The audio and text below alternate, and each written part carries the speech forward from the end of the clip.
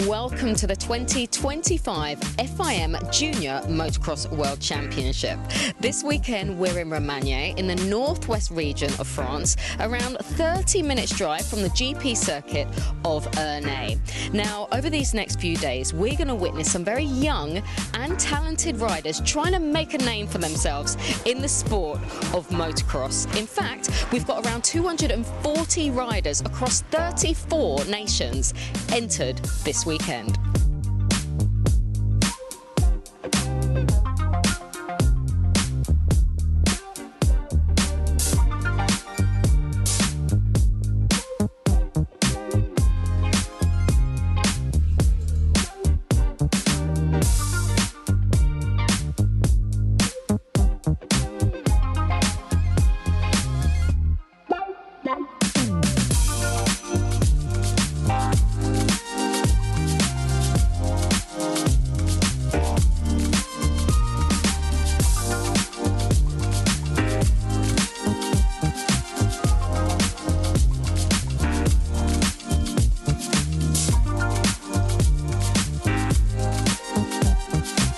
The 2024 FIM Junior Motocross World Championship brought many of the world's top teenage racers to the classic sandy circuit of Herde in the heart of the Netherlands. And here's a quick recap of what happened.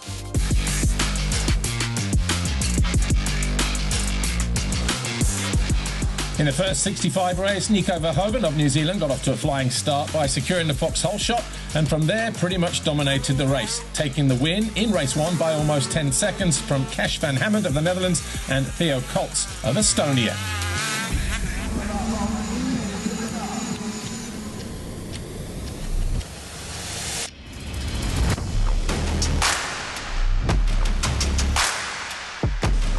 In the second race, it was another perfect start for the Kiwi Nico Verhoeven from Koen Jagielski of Great Britain and Mathis Aguillot of France. And just like in race 1, Verhoeven opened up a healthy lead early on, but a mistake with a couple of laps to go dropped him to 4th, leaving Cash van Hammond of the Netherlands to take the win and the overall. Estonia's Theo Koltz placed 3rd overall with 2 third-place finishes, while Verhoeven could only look on from the podium as Van Hammond celebrated his victory in front of his home fans.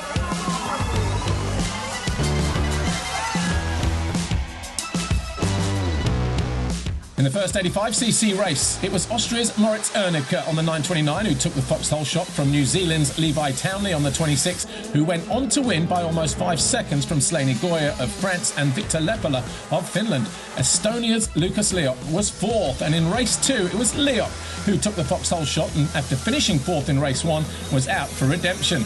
And even though Liot dominated the race by 12 seconds, it wasn't enough to be crowned world champion. Tex van der Broek was 3rd overall, Liot 2nd. New Zealand's Levi Townley took the world title 20 years after his father Ben won the MX2 World Championship in 2004. In the first 125 race, Sandro Sols took the Fox Holeshot from Dean Gregoire of the Netherlands, but it was the two Fantics of Noel Zanots and Simone Mancini who set the pace. Zanots took the win from Spain's Francisco Garcia as Mancini took 3rd. In race 2, it was another Fox Holeshot for Sandro Sols from Mancini. The Italian Mancini got to the front early on and from there built up a lead of almost 9 seconds over Zanots. The overall belonged to Zanots with a 1-2, took the overall from Mancini and Garcia to become the first Hungarian world champion. That was your podium: Noel Zanots, Simone Mancini, Francisco Garcia. Your nation's podium belonged to the Netherlands, France 2nd, Great Britain were 3rd.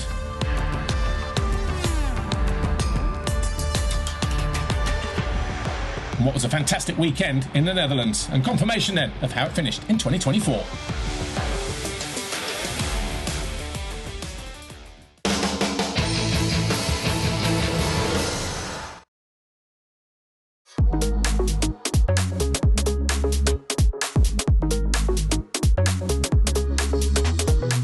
The 26th edition of the FIM Motocross World Championship returns to France for the second time in the event's history and the circuit of Romagny in the northwest of the country.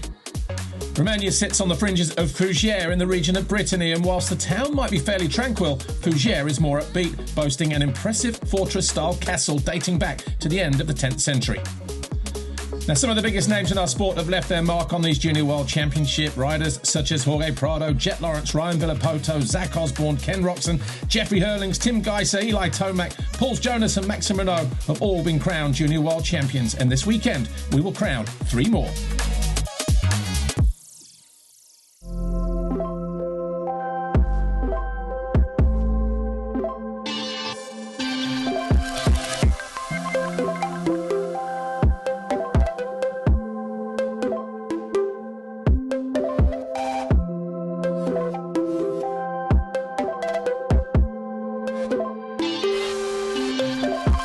The traditional opening ceremony took place on Friday afternoon at the podium under clear blue skies and under searing temperatures, and as you can imagine, the atmosphere was electric. All 240 competitors from the 34 entered nations received a souvenir medal as they were called up team by team in front of the world's media, teams from every corner of the globe in what is the biggest event on the youth calendar. For some, it's the taking part that matters, but for the more established teams like Italy, Great Britain, the USA and France, this event means so much more. On race day, there were speeches from the FIM and other distinguished guests, and by now, the weather had turned. But despite that, the enthusiasm of the riders was still plain to see. Before racing commenced, there was a 1-minute silence to honour Mr. Francesco Zerbi, the former FIM president from 1995 to 2006, whose lifelong dedication to motorsport profoundly shaped its growth across the globe. Mr. Zerbi began his journey with the FIM in 1977 and became president of Italy's FMI 2 years later. And in 1982, he became the FIM vice president and was elected deputy president in 84, before being elected FIM president in 95, which he held until 2006. In 2007, he was named honorary president in recognition for his prominent service.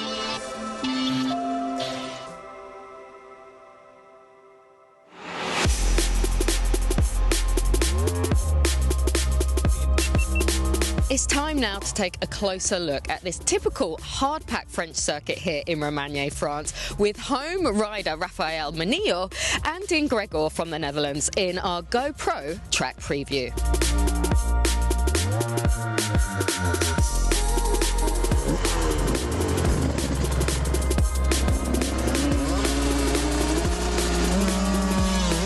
Dean Gregoire and Raphael Manillo then take us for a lap around this circuit. Now look, we turn around the outside and then we cut back through this chicane here. After that 75-metre long start straight, we go down past pit lane immediately, and then this will be turn 4 and turn 5, dropping away down the hillside in Romagna. A first steep descent then, G's out in the bottom of the hill, through this banked turn. This is turn 6, and as we get out of here, up through the trees, turn 7, briefly onto a plateau. It's more of a double apex left, so falling away through turn 8 as we plunge through the bottom of the valley once more, and then turn 9 continues, heading up in the opposite direction over a double-double, turning left here through turn 10, hard on the brakes because this is an off-cambered right-hand turn. A short, sharp climb brings us over this step-up into the left-hander, which is turn 12. 90 degrees through there, the first of 2 jumps. This one longer than the second, but again, we start to head slightly downhill. As we land here, we swing through the left, through the next, turn 13, and then bottom of the hill, turn 14, another off-camber, short, sharp climb on the way out. Into this turn, a 180 right, turn 15, plunges away, and then we go from one side of the valley through the other, 7 waves through here before hitting this big uphill triple step, landing on the brakes. You've got inside or outside. Either way, as we get out of this turn, we are stepping back down in the valley in the opposite direction.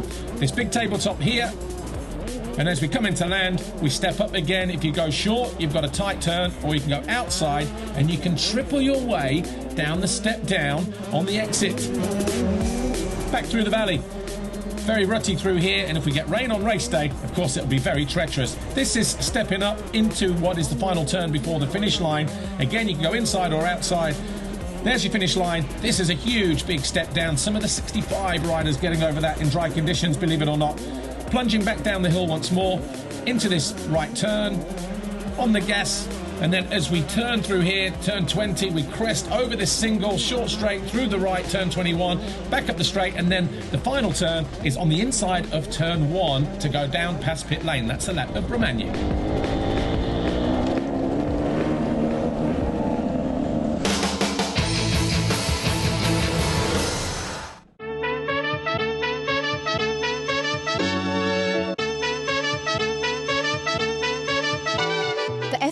Green Cup is a program launched by the FIM to promote sustainability, especially in motorsports and with younger riders. Now, joining me now, we have Nikos Semenos, member of the Sustainability Commission. Nikos, great to have you here.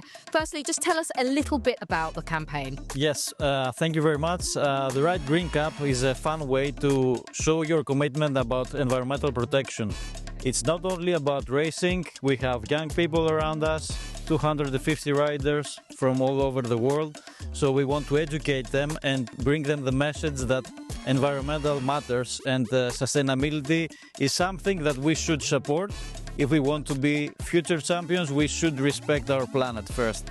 Why is it so important to do it at the event like this, the FIM Junior Motocross World Championship with the youth riders? We have the young riders here, we have the pioneers of the sport, so we want to educate them, bring the message that everything that we do counts as an action. So all together, bringing all the efforts together is a very significant part of FIM.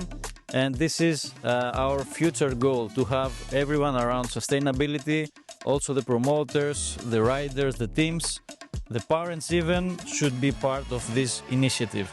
Fantastic. Well, behind me now we have a board with some writing on, which will be a lot more over the weekend. Tell us a little bit about this and what's the purpose of this for the weekend? Yes, we have the Ride Green Cup. As you see, this is a board that all teams should sign. We invite all riders to bring all the team members to sign it. We have all the dedicated information on it. They should post pictures also on Instagram, on social media, and the best team wins. We are evaluating all the posts. We are evaluating also what they do under their tents, if they support and they respect the environmental codes. So all these together are evaluated from a jury, and we have a special plate so the team can be on the podium as a winner, and this is the idea. Nikos, it's a fantastic campaign and we wish you every success with it. Have a great weekend. Thank you very much.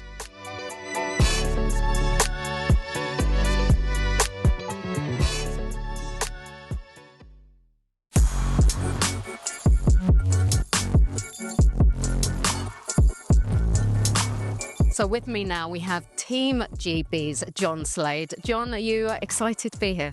Yeah, I'm really pumped up to race. Because you're actually an arena cross champion, aren't you? Tell us a bit about that. Yeah, so this year I started in the arena cross and I was the first ever small wheel rider to beat the big wheels. Does that give you a little bit more confidence coming to the world stage, do you think? Yeah, I'm going to try and do my best here. Actually, it's a funny story because you're too young to compete in the 85, aren't you? You've actually dropped down to the 65cc this weekend. How are you feeling about being in this class? Yeah, it's exciting. There's a lot of other kids. They'll be good on the starts where they're a bit smaller and lighter, but I'm just going to try my best. Now I'm with Racing Kyla, Team USA. She's running the 65cc this weekend. Racing, first off, you've got a good name for the sport, haven't you? Yeah, my papa named me. Racing, knowing that you would perhaps go into racing? Yes. There's a lot of people around you, there's a lot of cameras, so clearly you're drawing a lot of attention to yourself. How do you manage all of that? I just be myself, be funny, and have fun. Cool, and I think that's the best plan, is just to have fun and enjoy what you're doing. Now, you've got some cards there. If you just show the camera, what are those cards? That is super cool. So you've been giving them out over the weekend? Yes, ma'am. So like I said, you're running the 65 this weekend. What are you hoping to achieve? Because you're mixing it up with the boys, aren't you? Well, yeah, definitely, hopefully, USA will take over the championship. That would be a really cool experience, and just have fun.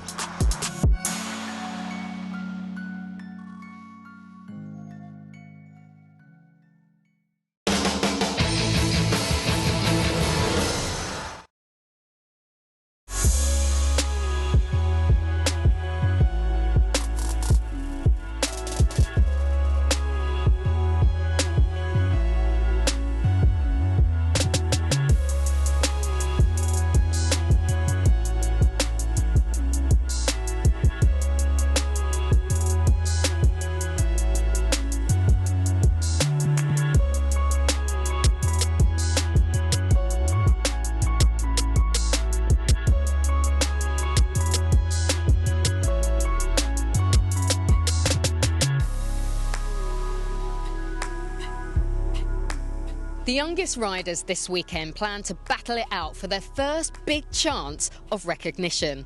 And they'll do this in the 65cc races.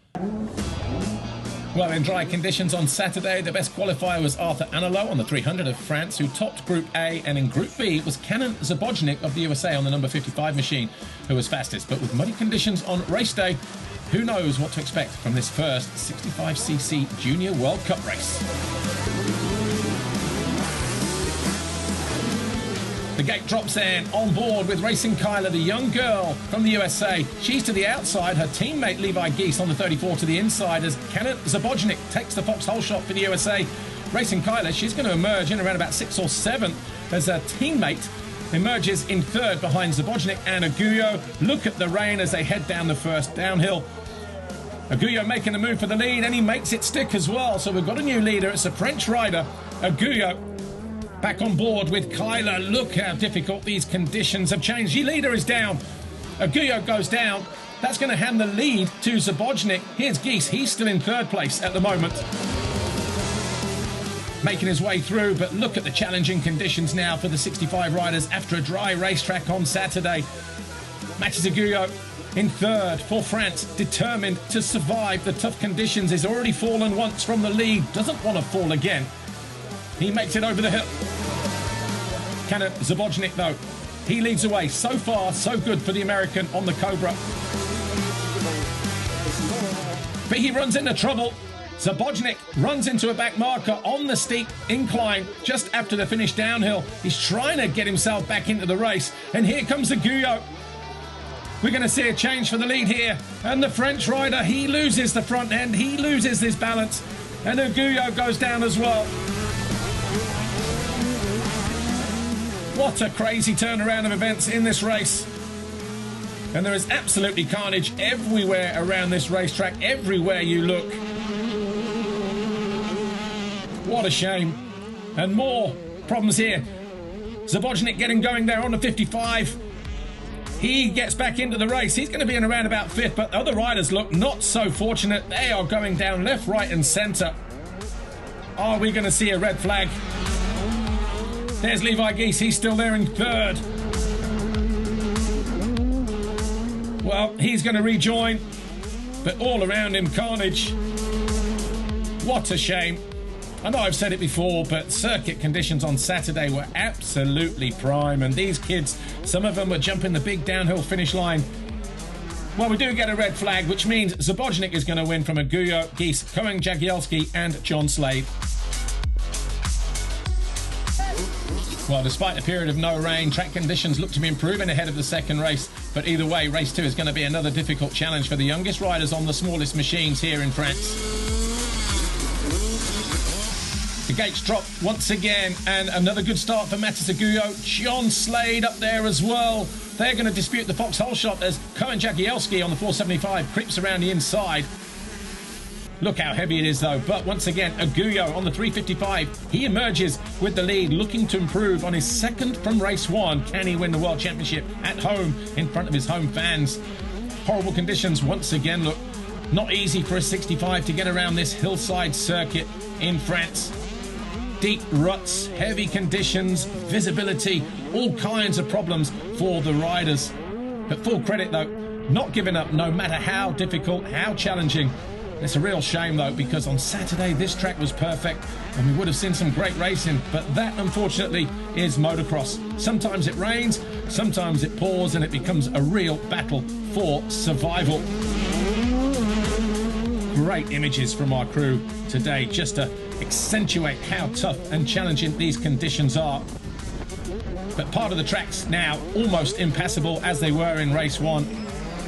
And you can see how steep some of these hills are, and it's only going to get worse. Are we going to see another red flag? It would be a shame if that is the case, but riders all over the place. Yes, another red flag. This race hasn't even completed a lap, so it looks like the result from race 1 will determine the overall winner. Let's go to the podium then. 3rd overall and already on the podium, Levi Geese of the United States. 2nd, and enjoying the applause from the home fans, Mathis Aguyo. But on the top step, Canon Zabojnik of the USA. 2 Cobra Moto machines, 1st and 3rd. 2nd place trophy there for Mathis Aguyo. the winner's trophy to Kenan Zabojnik. They will also get gold plate and medals as well. There's the gold plate presented to Kenan Zabojnik of the United States. Congratulations, young man. You are a new world champion in the 65 class. Bronze medal presented to Levi Geese of the USA. Well worth the trip. The silver medal there to Mathis Aguillot of France. But the gold medal will go to Kenan Zabojnik of the United States. He is your Junior World Cup winner 2025. And that's the 10th US victory in this event, the third in the 65cc class, and the first US win in this 65s in any class, actually, since Caden Braswell in Australia 2018. I got the Holeshot, then I got passed, and then it started to rain, and I was just trying to stay up and get second, and I stayed up, I got in first, had like a 40-second gap, then I went down 3 times, then my dad said I was in 6th, but it was like the 5th lap I was winning, so I won.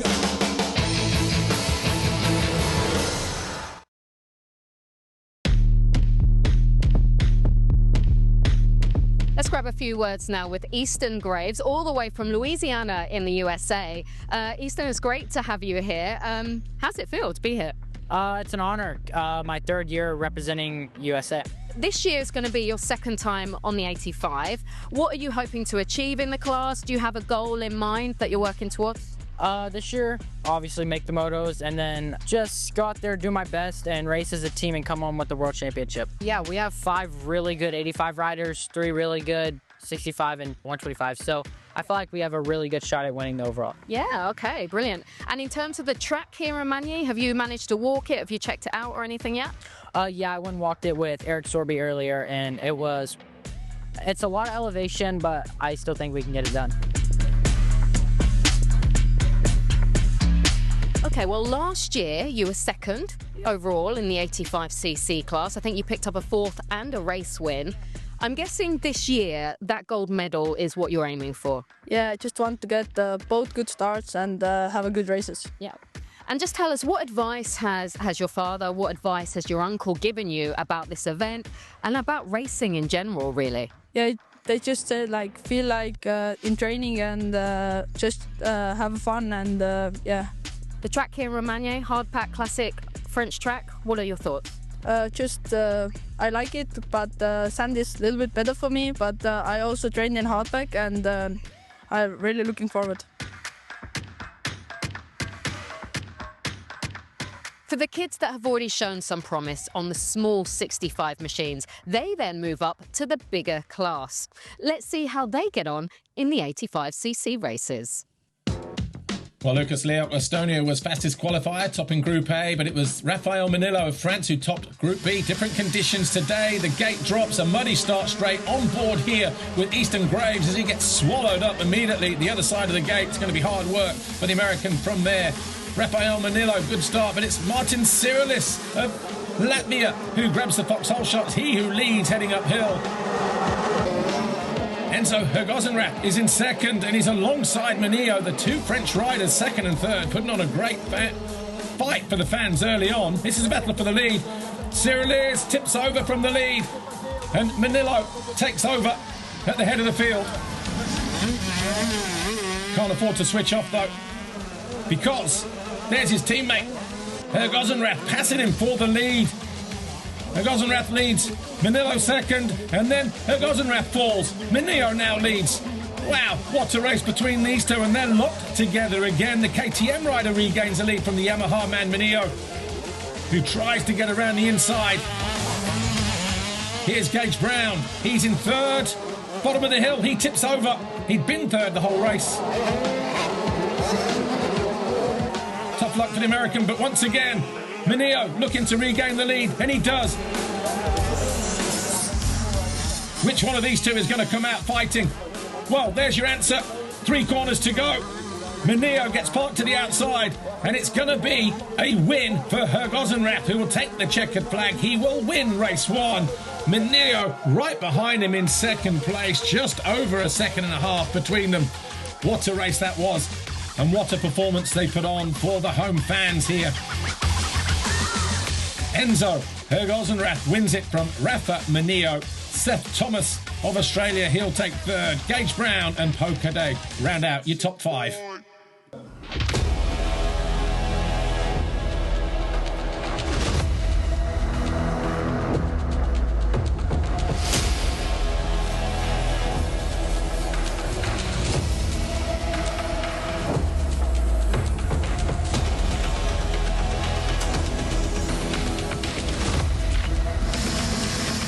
'85cc Race 2 gets underway in heavy conditions once again. On board here with Kelso Casillas of Spain, who took the final qualifying position via the LCQ race. Look at how difficult it is through that first turn, but it's Lucas Leoc who's going to be challenging Enzo Hergozenrath for the Fox Holeshot, and it's going to be Leoc who's over the line first. Hergozenrath in second as they drop downhill. Jagatowny there for New Zealand in third in black. But Leoc looking to make a break sooner rather than later. Hergozenrath off the side of the track, your winner from race 1.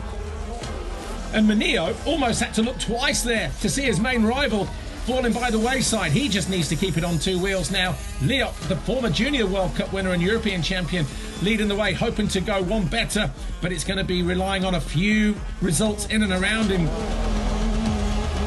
Riders facing difficult conditions once again. Gage Brown around the outside. Wave Jello's ahead of him. Maybe, that just puts him off. He just loses balance. He falls out of third place. Assini's going to go through. Back with your second place rider and potential world champion Rafael Manillo. Knows he is within touching distance of that title. And Assini back on two wheels. He made a mistake earlier. He's back past Poker Day Ruiz.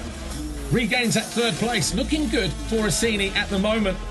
12th in race 1 though. He'll not make the podium on this occasion. 1 lap to go for Rafael Manillo in second place. Lucas Leoc though has dominated the second race. He's almost a minute clear of Manillo.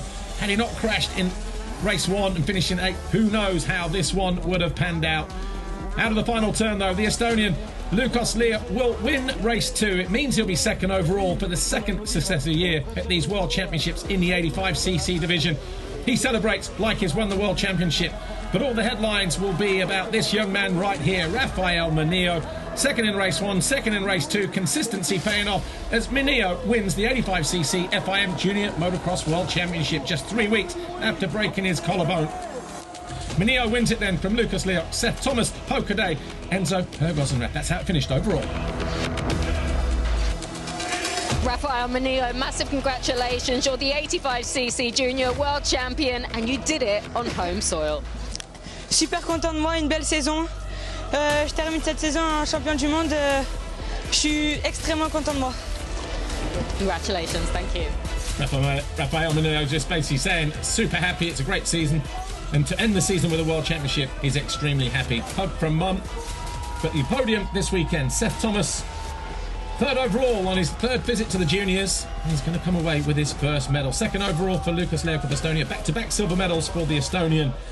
But Rafael Manillo with 2 second-place finishes. Consistency was the key this weekend. He stayed out of trouble. He is going to take the gold plate. He's going to take the gold medal as well. But that's your podium this weekend. Rafael Manillo, Lucas Leoc, Seth Thomas. That's how it finished in France.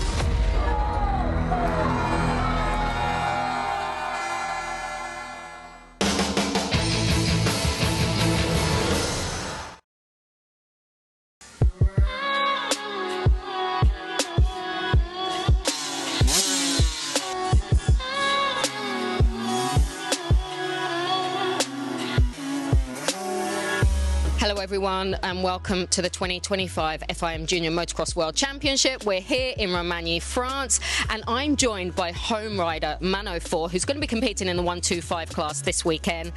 Mano, firstly, let's talk about the EMX 125 European Championship. Currently leading it, you have the red plate, you've won the last 3 rounds. So far, so good. Yeah, it's perfect for me. So I am very confident for this weekend. I win 6 overall in the MX 125. Yeah, it's my world champ home, so I need to still focus for this race. So yeah, I want to win, but I need to ride like in the same in the training. So now we will see Sunday. Well, you're back here in Romagna on the 125, so you've kind of got unfinished business, haven't you? What are you hoping to achieve this weekend? Yeah, we are here in France. It's home soil of the team, so we're training here a lot on the track, but also on the other tracks here around. So that's really good. Hopefully we can take two good starts here, and let's take a good result.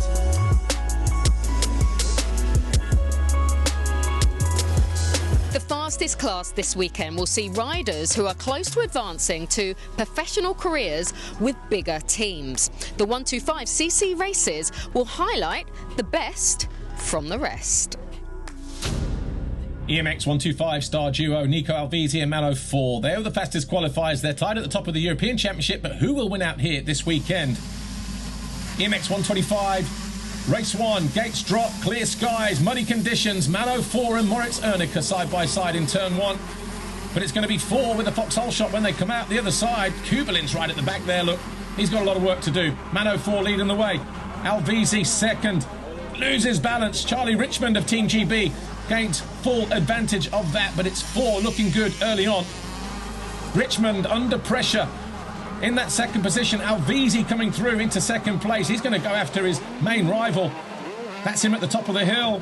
Alvisi, though, charging his way off the side of the track. He's going to crash out spectacularly. And Richmond goes back into second position. Marek just behind him in third. Wave Jello's here.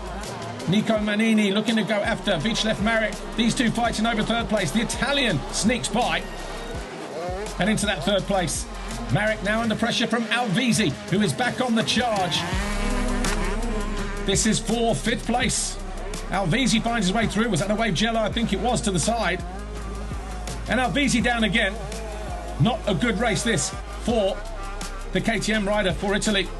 Heiting and Marek go through.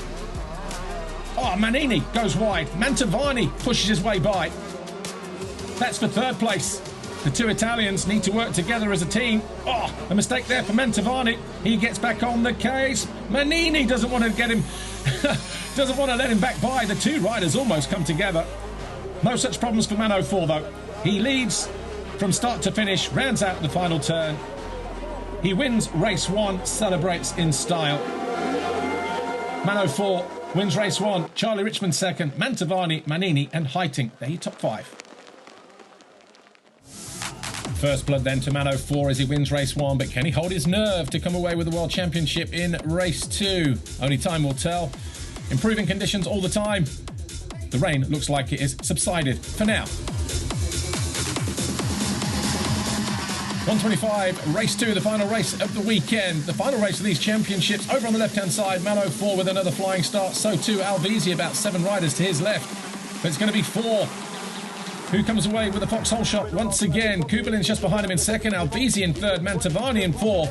Another mistake there for Alvisi, just like he did in race 1. Oh, Mantovani closes him off, and then he goes off the side of the track and goes down. Another difficult first lap for Nico Alvisi, but it's 4 who leads the way. Kubelin's there in second position. Third, Mantovani. There's Heiting in fourth. And Manini in fifth position. Mano 4 leading the way. He throws it away, though. Chucks away the lead.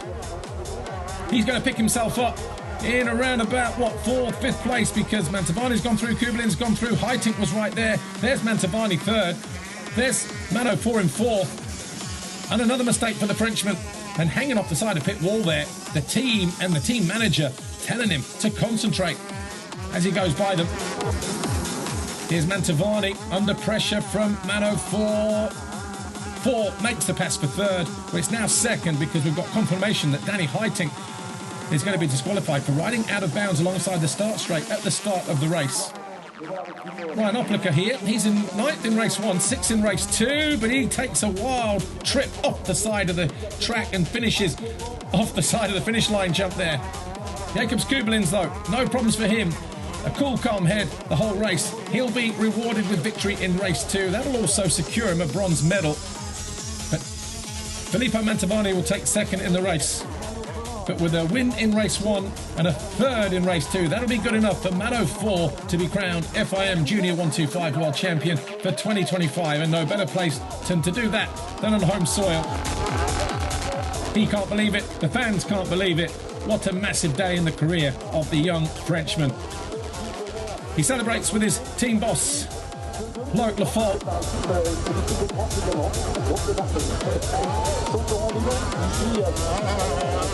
And Yamaha Motor Europe's Torsten Lenting getting in on the act there as well, as they congratulate their star rider, their new world champion.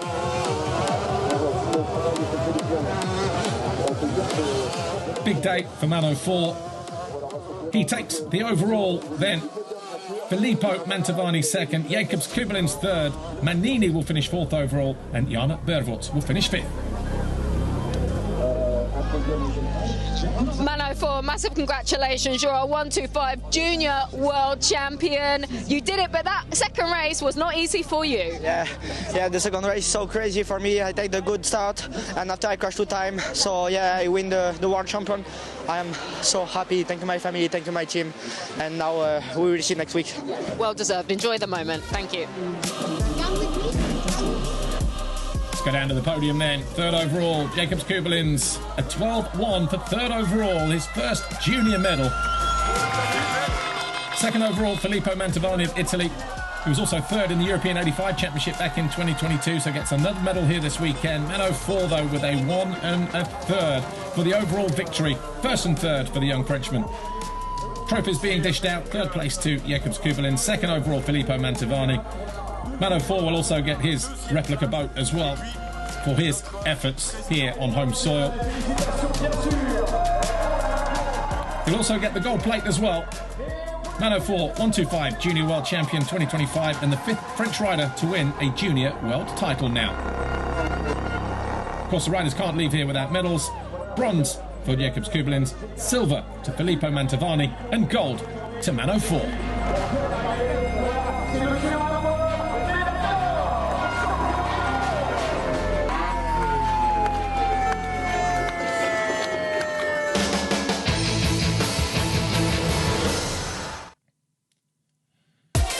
Let's go down to the podium then. Third overall, Team Great Britain. Second overall, Team Italy.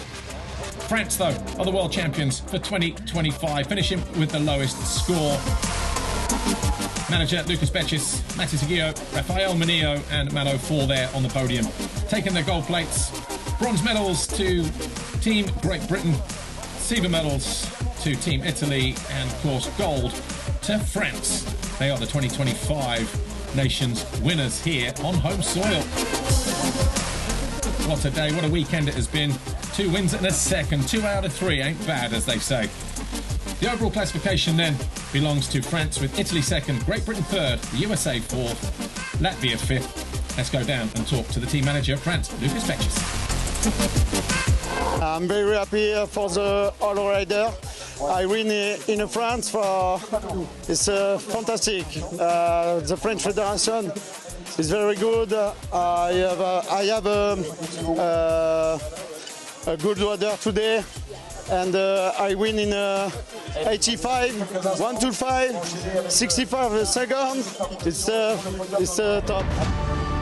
Well, congratulations to Team France, winning nation this weekend. There's another podium, though, and that is the FIM Ride Green Cup winners. The FIM, all about sustainability, looking after the environment. And, of course, they go around the paddock during the course of the weekend to see which team is the most environmentally friendly. And in 2025, even though they didn't qualify for the main races, Team Ireland have done their bit.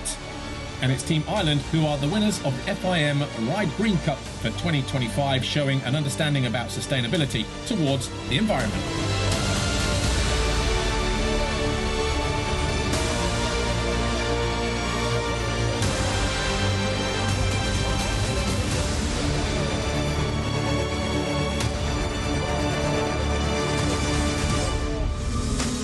Right, let's check out who the Fox Holeshot winners were, are we? And in 65cc race 1, it was Canon Zabojnik on the 55 from the USA for Cobra Moto. Of course, there was no Fox Holeshot in race 2 due to that race being red flagged, but Canon Zabojnik picking up The Foxhole Shot in race 1.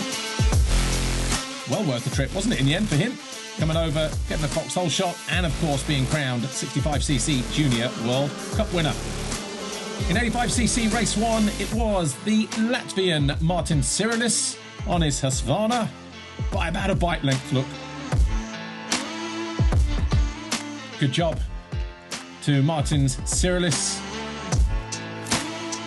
I'm sure he'll put that on pride of place on display when he gets back home to Latvia.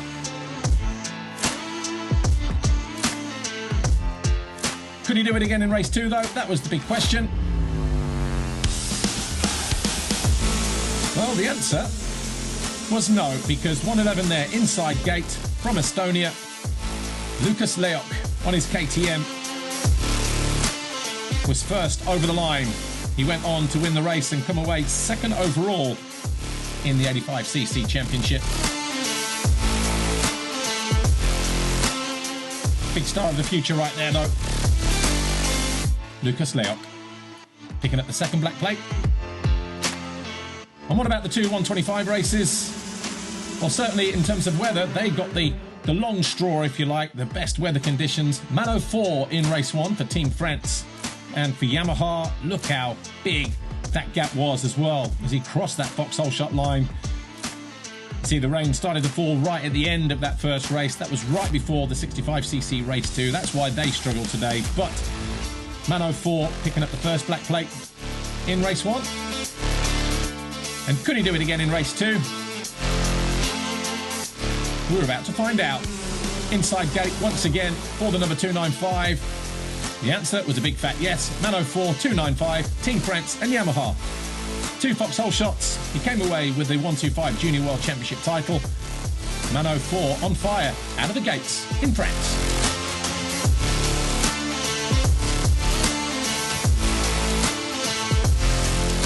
Untouchable, picking up both black plates this weekend.